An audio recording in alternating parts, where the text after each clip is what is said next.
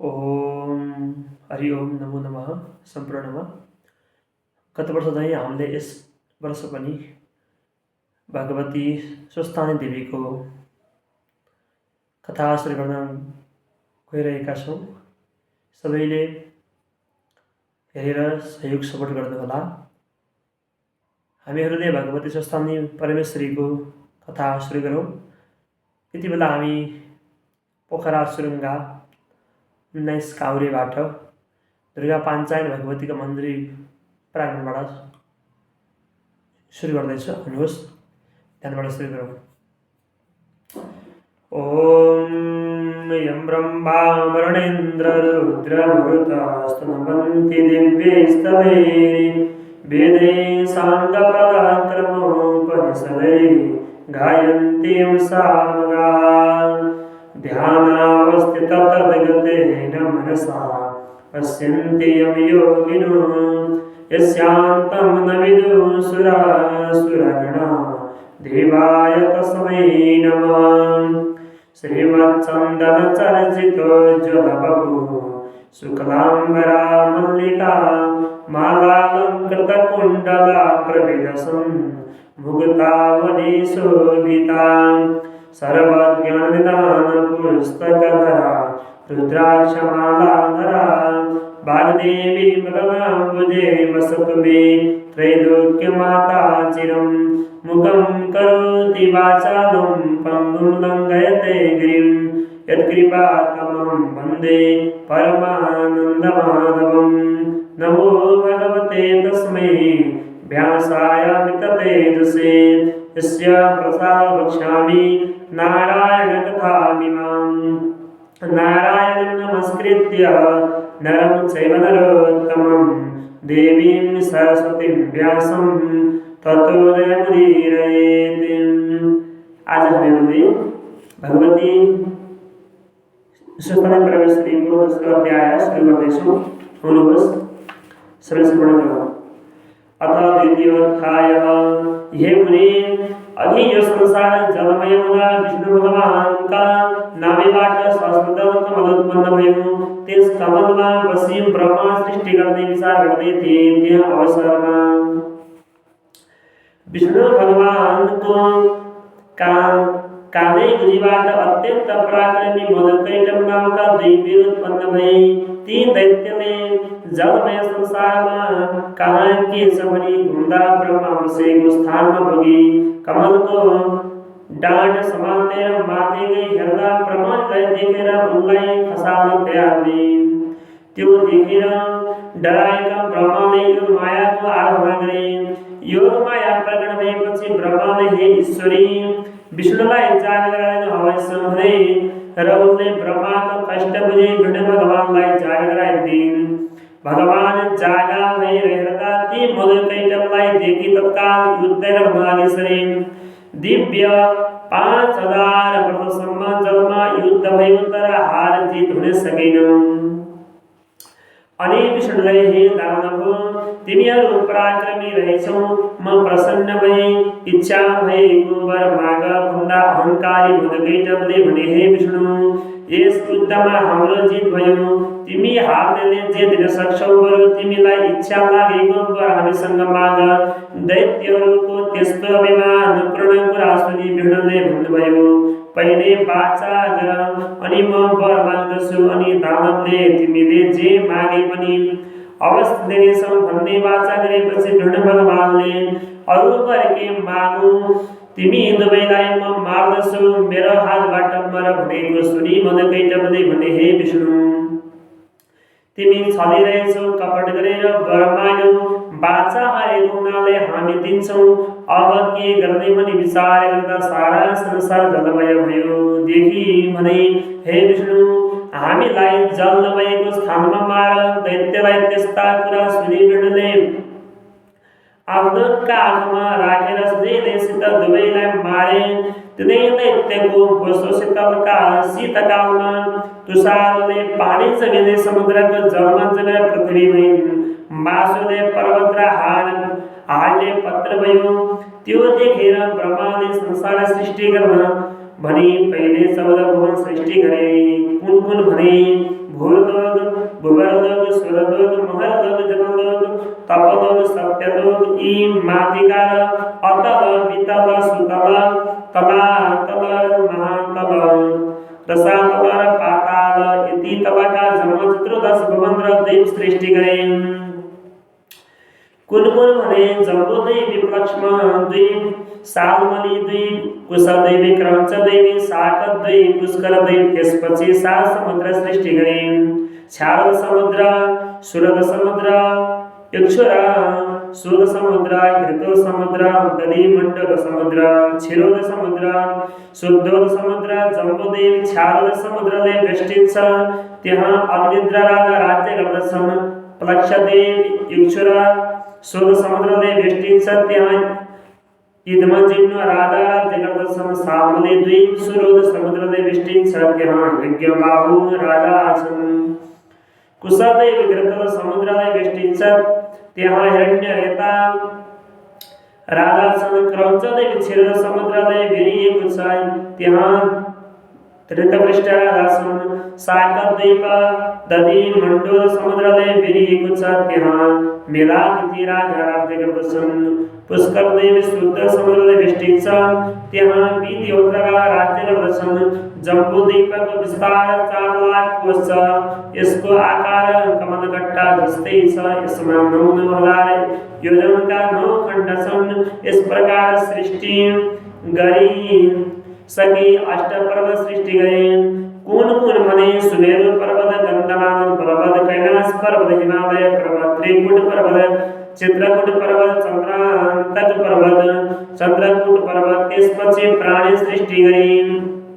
गरु भनेर महादेवको तपस्या गरे। दिव्य 12,000 वर्ष तपस्या कठोर तपस्या गरेपछि महादेव प्रकट भएर ब्रह्मन तीव्र तपस्याले प्रसन्न भए। वरमाग भन्ने आज्ञा भएको सुनि ब्रह्माले अनेक उपचारले शिवको पूजा गरी स्तुति गर्न लागे। हे ईश्वर आफैले अनेक ब्रह्माण्ड रचना गरे। आफ्नै मायामा भुलिरहेका यस्ताहरूलाई कोटि कोटि नमस्कार।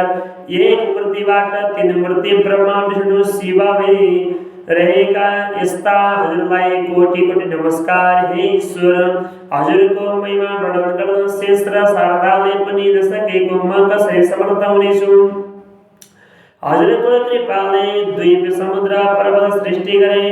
अब प्राणी सृष्टि गर्न सकूं यही वर दिनुहोस् भनी बिन्ती गरे। ब्रह्माजीका प्रार्थना र आग्रह बुझी महादेवले आज्ञा भए ब्रह्मन तिमी प्राणी सृष्टि गर्न सके भनी प्रदान दिनुभयो। अनि ब्रह्माले महादेवलाई दण्डवत गरे। प्राणी सृष्टि गर्न सुमेरु पर्वतमा गए। पहिले शिवलोक भिडलोक ब्रह्मलोक उमालोक स्कन्दलोक र अनेक लोक सृष्टि गरे। 3 मास भन्दा माथि सत्यलोक सृष्टि गरे। अनि सुमेरु पर्वतको पूर्व दिशामा अमरावती आग्नेय कोणमा शुद्धावती दक्षिण दिशामा यमपुरी नैऋत्य कोणमा कृष्णावती पश्चिम दिशामा श्रद्धावती ईशान कोणमा यशोवती नामका पुरीहरू रचना गरे।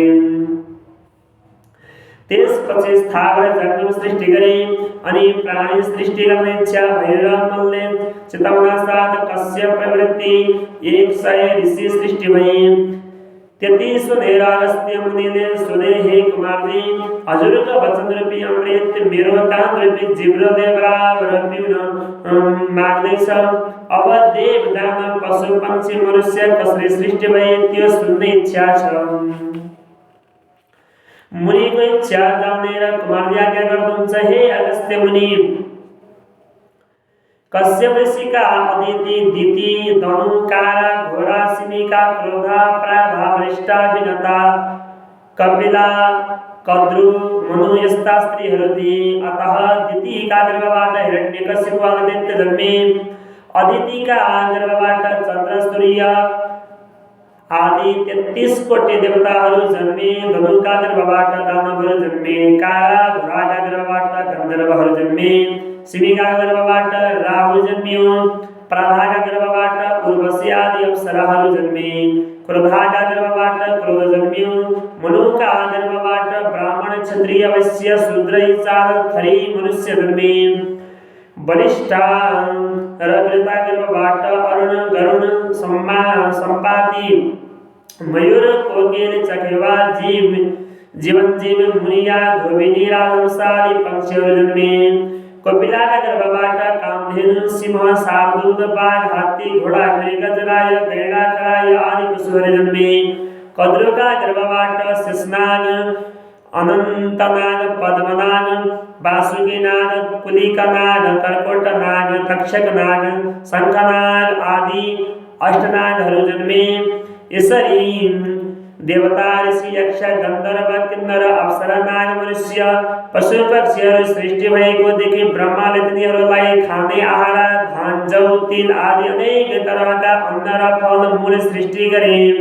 हे मुने यो मैले अत्यन्त संक्षेपमा भने अरु प्राणबाट विस्तारले बुझ्नेछौँ यो सृष्टिका कुरा सुनाए। अब के सुन्ने इच्छा छ भन भन्दा अगस्त्य मुनि भन्दछन् हे कुमार कुन कुन भवनमा कुन कुन देवता छन् र दिक्पाल कसरी भए यो सुन्ने इच्छा छ।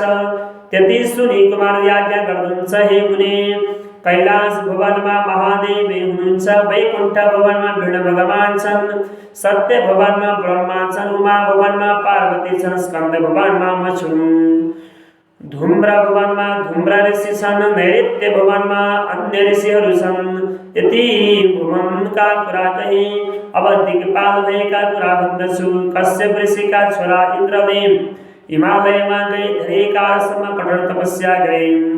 महादेव प्रसन्न भई हे इन्द्र तिम्रो तपस्याले म प्रसन्न भए भने वरदान दि। अमरावतीको अधिपति र पूर्व दिशाको दिक्पाल बनाई पठाए।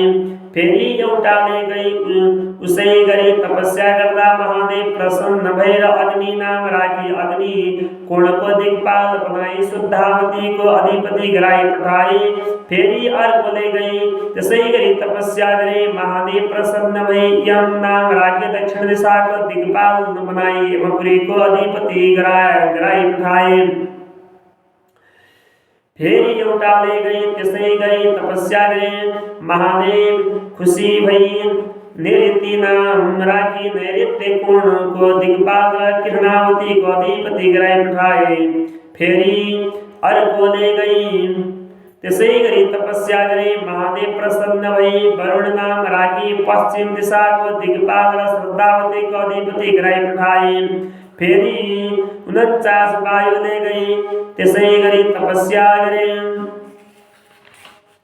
महादेव प्रसन्न भई वरदान मागभन्दा ती वायुले हामी 49 जना एक हुन सकौँ र हामीलाई कोही नदेखुन् केवल शब्द मात्र सुनुन् बलमा पनि कसैले जित्न सकुन् भनी माग्दा महादेव तथास्तु भनी वरदान दिएर वायु नाम राखी वायव्य कोणको अधिपति गराई पठाए।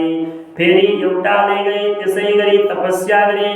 महादेव खुसी भई कुबेर नाम राखी उत्तर दिशाको दिक्पाल र अकलापुरीको अधिपति गराई पठाए। फेरि एउटाले गई त्यसै गरी तपस्या गरे। महादेव प्रसन्न भए विश्वकर्मा नाम राखी ईशान कोणको दिक्पाल र यशोवतीको अधिपति बनाई पठाए। हे मुनि यति दिक्पाल भएको कुरा कहे अब के सुन्ने इच्छा छ भन। कुमारको यस्ता वचन सुनि अगस्त्य मुनि भन्नुहुन्छ महादेव र सती देवीको विवाह भएको र सती देवी मर्दा उत्पात भएको। फेरि सती देवी महादेवकी पत्नी कसरी भइन् र कस्तो कारण परेर उनको मृत्यु भयो यो सबै विस्तार आज्ञा होस्। मुनिको इच्छा जानी प्रसन्न भएका कुमारजीले यो कुरा तेस्रो अध्यायमा वर्णन गर्दैछु भन्नुभयो। हरि ओम तत्सत्। जय जय श्री स्कंद पुराणे केदारखंडे माघ महात्म्ये कुमार संवादे श्री स्वस्तानि प्रत्यकथायां दिक्पाल नाम द्वितीयोत्सवः। पुष्पांजलि। ओम उपनयतु मंगलं वः सकल जगन मंगलालयः श्रीमान् दिनकराग्रणदिवोधितनमं नलिनबल निवेक्षणः कृष्णः काले वर्षद पर्जन्य पृथ्वी ससादिनी देशयं क्षोभरहितं प्राणः सन्तु निर्भयः अपुत्रः पुत्रिणः सन्तु पुत्रिणः सन्तु पौत्रिणः निर्धनः सदनः सन्तु जीवन्तु शरदां सतम् तत्रैव गङ्गा यमुना च तत्र गोदावरी सिन्धु सरस्वती च तीर्थानि सर्वाणि वसन्ति तत्र यत्राच्युतोदारकथा प्रसङ्ग या कुन्देन्दु तुषारहारधवः या शुभ्रवस्त्रावृता या वीणावरदण्डमण्डितकरा या श्वेतपद्मासना या ब्रह्माच्युतशङ्करा प्रभृतिभृ देवी सदा वन्दिता सा मां पातु सरस्वती भगवती निःशेषजाड्यापहा कायेन वाचा मनसेन्द्रियैर्वा बुद्ध्यात्मना वा प्रकृति स्वभावात् करोमि यद्यत् सकलं परस्मै नारायणायेति समर्पये तत् नमः शिवायेति समर्पयामि देवी प्रपन्नारतिहरे प्रसीद प्रसीद मातर्जगतोऽखिलस्य प्रसीद विश्वेश्वरि पाहि विश्वं त्वमेश्वरी देवी चराचरस्य ओम श्री दुर्गा भवानी नमो नमः। सुस्ताई परमेश्वरी माता को आज को आनंद को यज्ञ पुरुष भगवान को वैदिक स्नान